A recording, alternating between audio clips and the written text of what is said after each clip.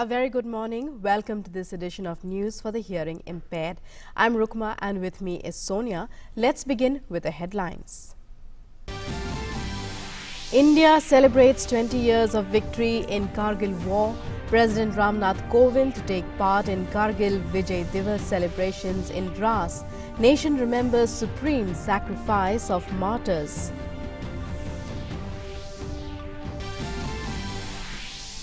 Lok Sabha passes Muslim Women Protection of Rights on Marriage Bill 2019.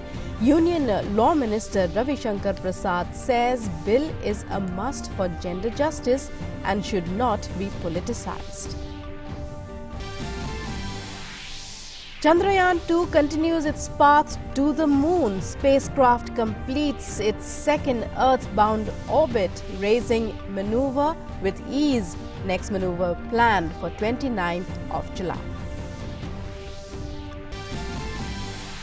Political uncertainty continues in Karnataka. Speaker K.R. Ramesh Kumar disqualifies 3 rebel MLAs under anti-defection law for remaining tenure of the Assembly. Decision on 14 remaining cases still pending.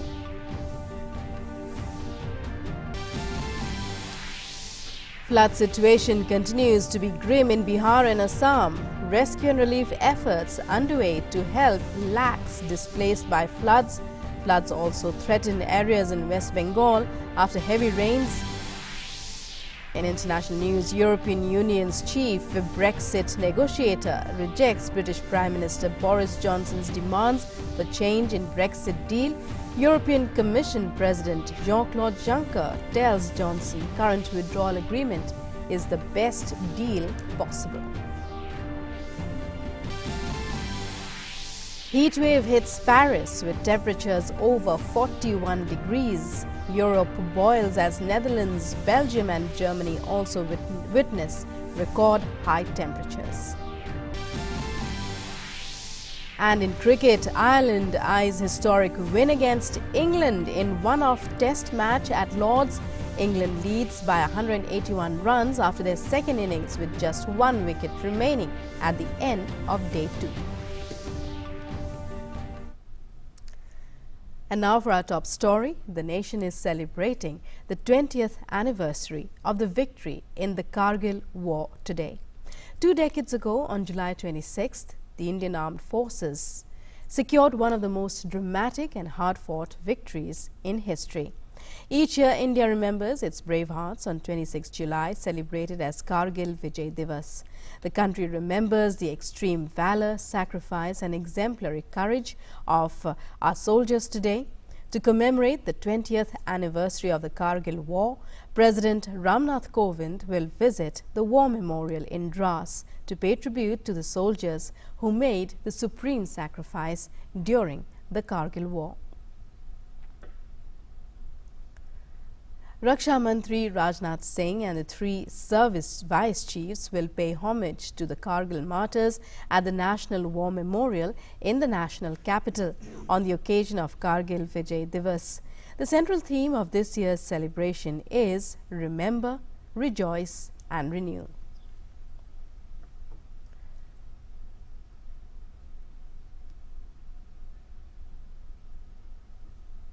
Some Parliament news now. The Triple Talaq Bill was debated and passed in the Lok Sabha on Thursday. Participating in the debate, Law Minister Ravi Shankar Prasad said the bill is not concerned with any religion or community. It concerns the dignity of women and ensures gender justice. Taking into consideration earlier inputs, important changes were introduced in the new bill by the government, including provision for bail for the husband and reconciliation between the estranged couple. Parliament has passed the Right to Information Amendment Bill 2019, with the Rajya Sabha approving it on Thursday amid opposition walkout. The Lok Sabha has already passed the bill. The bill seeks to empower the centre to make rules to decide the tenure, salary, allowances and other terms of service of information commissioners of the Central Information Commission and also of state information commissions. Replying to the debate on the bill, Minister of State for Personnel, Public Grievances and Pensions, Dr. Jitendra Singh, clarified in the House that the legislation is not intended to curtail the autonomy of the RTI Act. He said the bill has been brought in good faith and it will work towards streamlining and institutionalizing the RTI Act. He also clarified that powers of the Constitution and appointment of state information commissions have been left with states. The government on Thursday decided to extend the parliament session till the 7th of August to complete its legislative agenda. Parliamentary Affairs Minister Prahlad Joshi told Lok Sabha that there were around 17 pending bills as he explained the reason for the extension. Speaker Om Birla then made an announcement in the House about the session's extension till August 7th. The ongoing session had started on June 7th and was scheduled to end on July 26th. The Indian Space Research Organisation on Friday, the 26th of July, confirmed that India's second moon mission, Chandrayaan-2, has successfully performed its second Earth-bound orbit maneuver.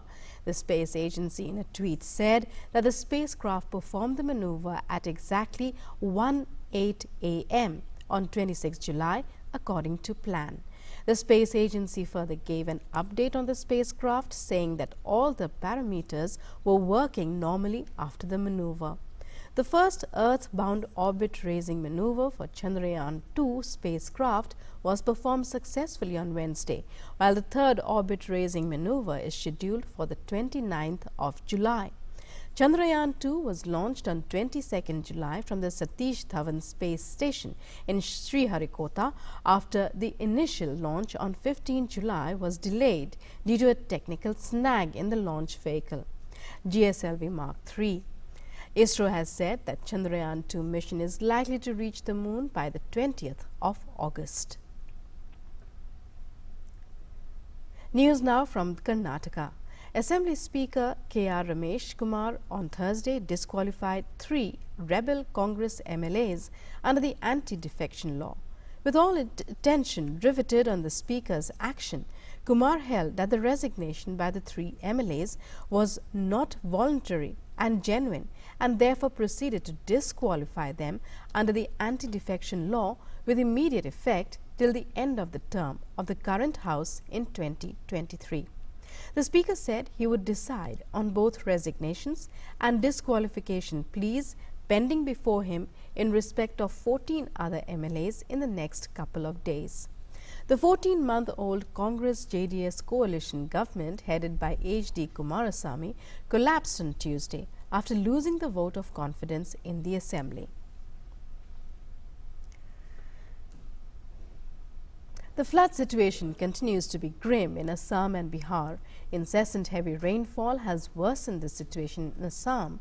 As per Assam State Disaster Management Authority, over 38 lakh people have been affected in 20 of 33 districts in the state.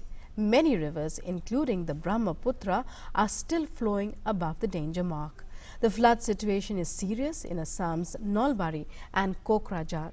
In Bihar, more than 81 lakh people have been affected in 12 flood-hit districts, including Sitamarhi, Muzaffarpur, Darbhanga and Katihar. 42 relief camps in Bihar are providing refuge to the flood-affected. 26 teams of NDRF and SDRF, 796 human force personnel and 125 motorboats are engaged in flood-affected areas. Several rivers, including the Buri Gandak, Bagmati, Adhwara, Samuh, Kamla Balan, Kosi, Mahananda and Parman are flowing above the danger marks.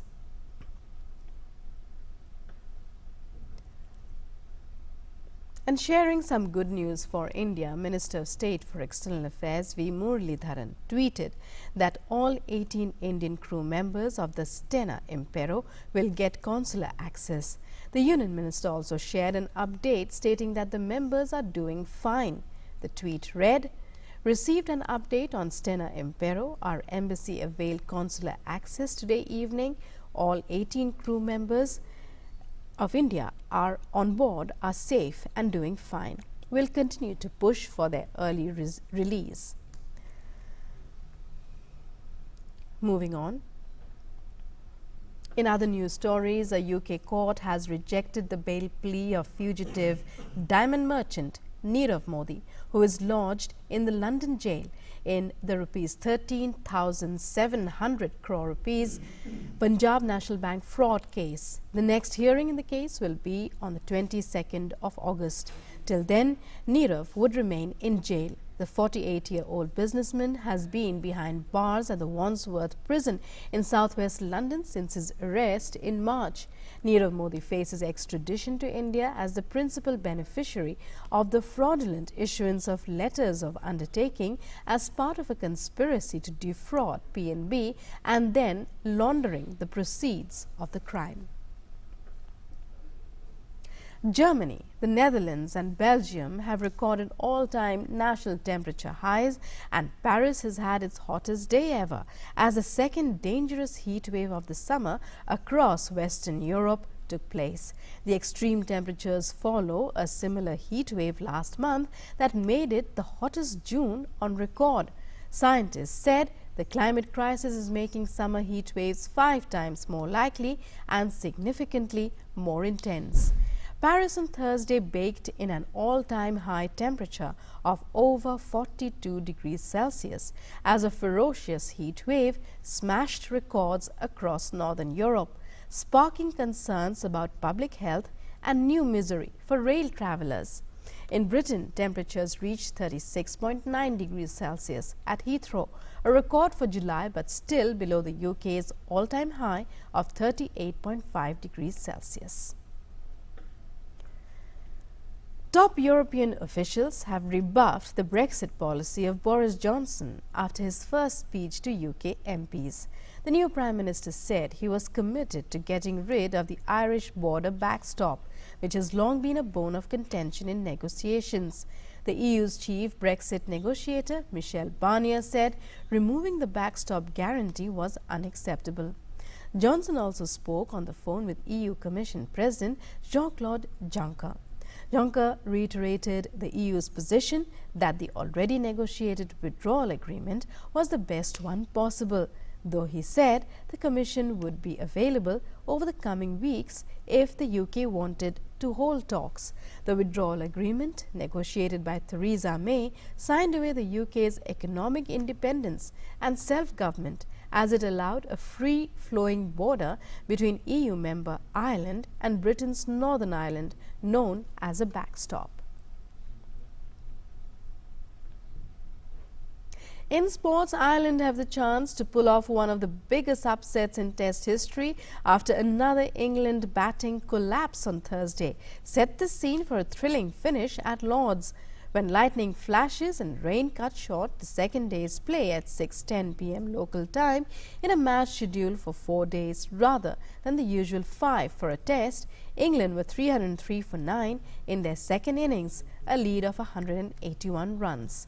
That represented a colossal improvement on their humiliating first innings 85 all out, but once again their batsmen struggled ahead of next week's first Ashes test. England had been well placed at 171 for 1 second time around, a score built on a second wicket standoff. 145 between night watchman Jack Leach, who made 92, and test debutant Jason Roy, who made 72. And that's all in this edition of news for the hearing impaired. Namaskar.